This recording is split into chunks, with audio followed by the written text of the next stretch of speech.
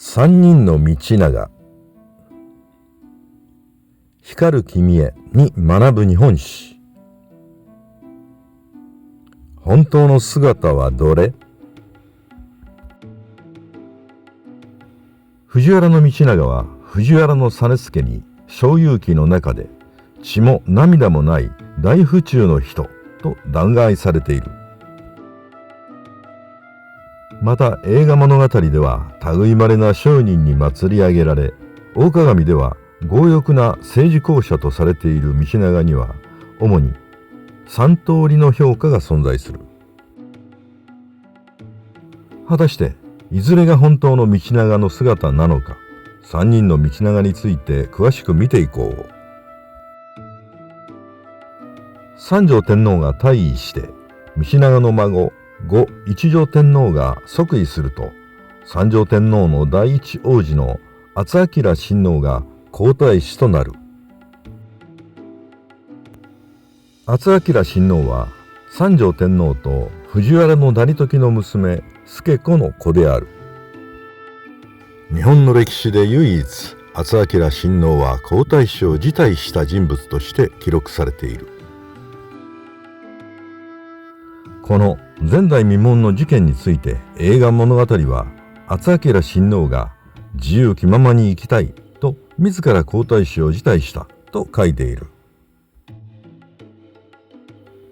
これに対して大鏡は敦明親王が無理やりに皇太子の地位を奪われるぐらいならと辞退を決意したと記している。道長は最後まで皇太子の地位を象徴する壺切の剣を敦明親王に渡さなかったという。この道長の態度に娘の明子も激怒したことが大鏡に綴られている。同じ事件が全く別の事件のように記録されているのである。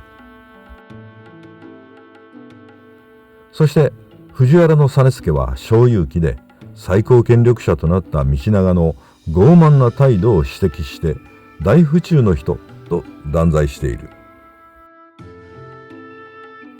映画物語は平安時代の歴史物語で、作者は赤染右衛門など貴族の女房であると推定されている。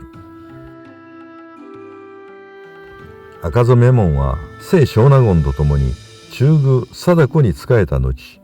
道長の娘中宮明子のもとにも出仕している。そして道長の御堂関白家の栄華を称えるために赤染右衛門が中心となって編纂されたと言われている。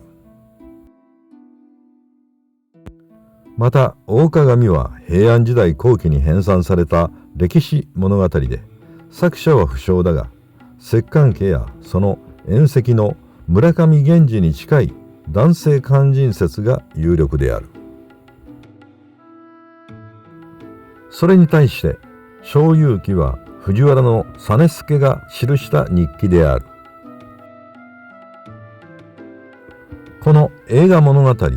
大鏡そして小遊記はそれぞれ違った立場の人間が道長像を綴っている。つまり3通り、3人の道長が存在することになる。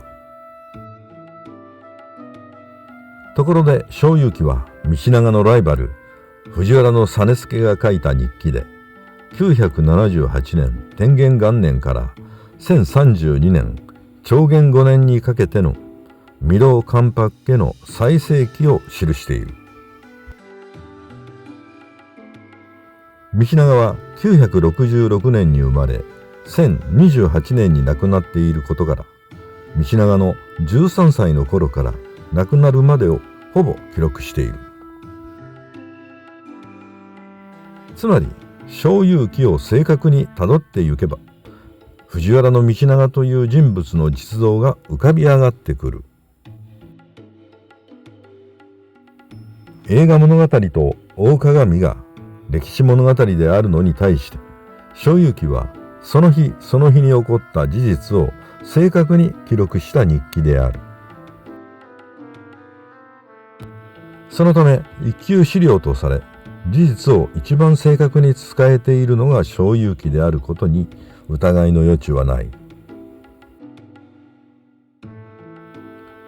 藤原道長という人物がどちらかといえば善人説に傾き、悪人説が否定されてきたのは、事実と逸話が入り混じって語られてきたからである。また道長と源氏物語の光源氏をダブらせてみる傾向があるからなのかもしれない。以上の点を踏まえた上で、藤原道長がいかなる人物であったのかを再度見ていこう。道長のつけた日記に有名な御堂関白記がある。そのため道長は御堂関白と呼ばれることも多いが、正確には一度も関白にはなっていない。道長は長い間、関白に次ぐ役職、内覧を続けた。道長が呼ばれた御堂は、晩年の道長が出家して北条寺に住んだことに由来する。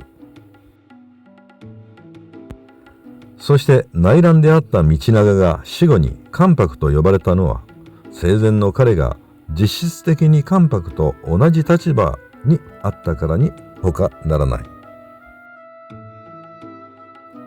内覧というのは、天皇に奏上される文章を天皇より先に読んで、天皇に意見を具申する任務もしくは役割を意味する言葉である。もちろん関白も内覧と同じような権限を持っていた。ところが政治公社の道長はあえて関白にならなかったことが近年分かってきている。藤原氏の政治は摂関政治と言われるように、摂政関白の地位につくことによって権力を独占したと言われてきた。ところが道長は、関白は一度も就任していないし、摂政もわずかな期間だけ務めただけである。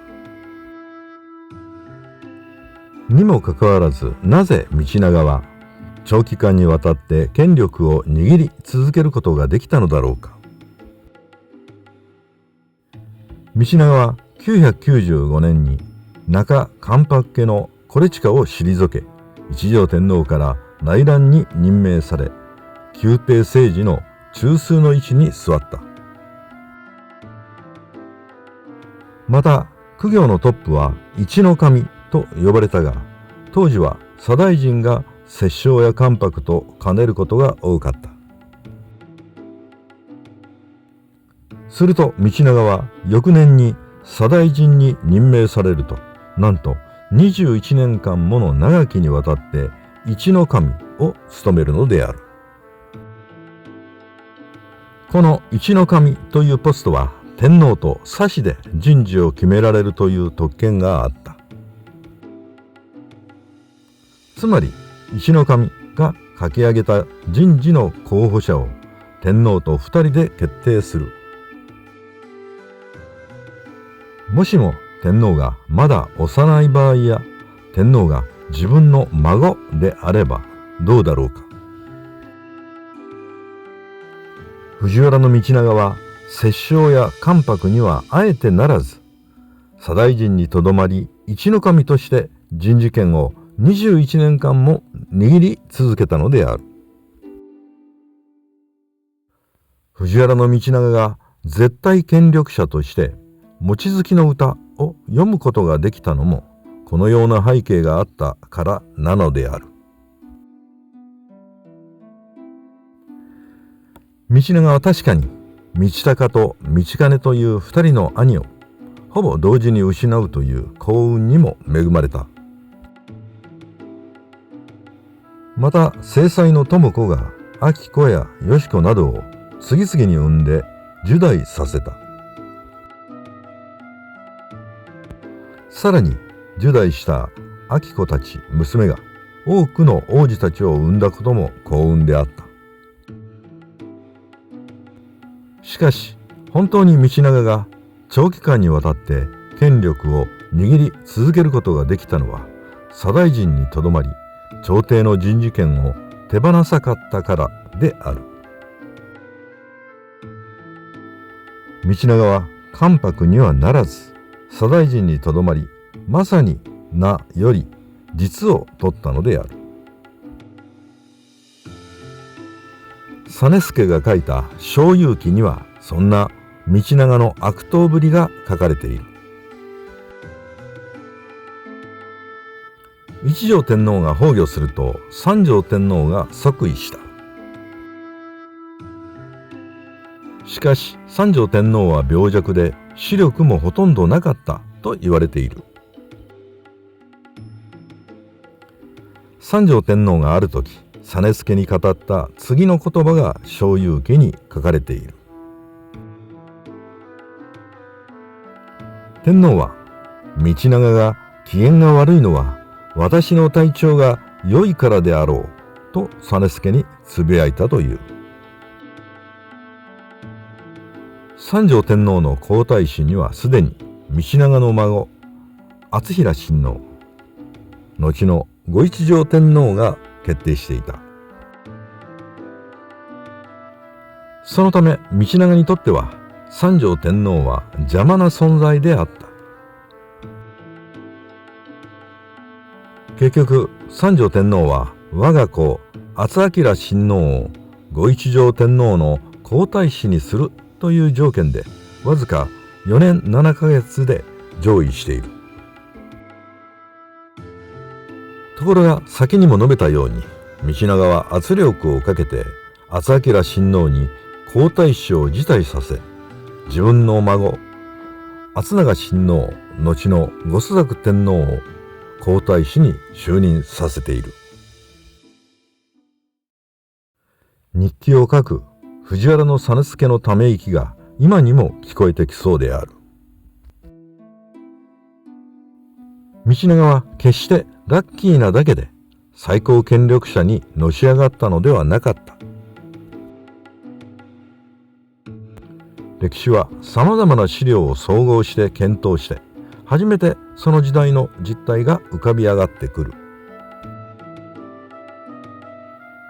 小遊記を通して歴史物語などでは計り知れない藤原道長という人物の実像が見えてくるのである。